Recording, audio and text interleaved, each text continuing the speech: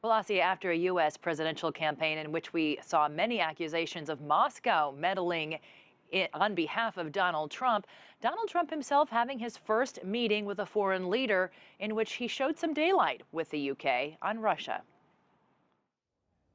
Just ahead of Saturday's planned call with Russian President Vladimir Putin, U.S. President Donald Trump didn't make any promises on lifting sanctions against Moscow. If we can have a great relationship with Russia and with China and with all countries, I'm all for that. That would be a tremendous asset. Trump found himself publicly differing from the British Prime Minister Theresa May at his first press conference with a foreign leader. On Thursday, May cautioned Trump to engage but beware when it comes to Putin. We believe the sanctions should continue until we see that Minsk agreement fully implemented.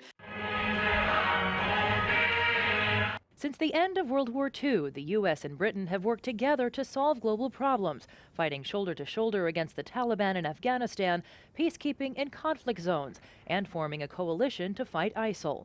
The North Atlantic Treaty Organization has formed the framework for that cooperation, but President Trump called its value into question on the campaign trail. On Friday, the UK and the US appeared to send the same message to their fellow NATO members: we support you, but we demand reform. Today, we've reaffirmed our unshakable commitment to this alliance. Mr. President, I think you confirmed that you're 100% behind NATO. But we're also discussing the importance of NATO continuing to ensure it is as equipped to fight terrorism and cyber warfare as it is to fight more conventional forms of war. While Friday was the Trump White House's first visit of a foreign leader, next week will no longer bring Mexican President Enrique Peña Nieto to the White House. But Trump and Peña Nieto did speak by phone on Friday after a week of souring relations between the two nations over who will pay for Trump's proposed border wall.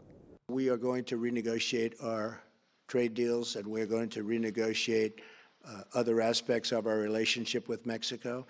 And in the end, I think it'll be good for both countries.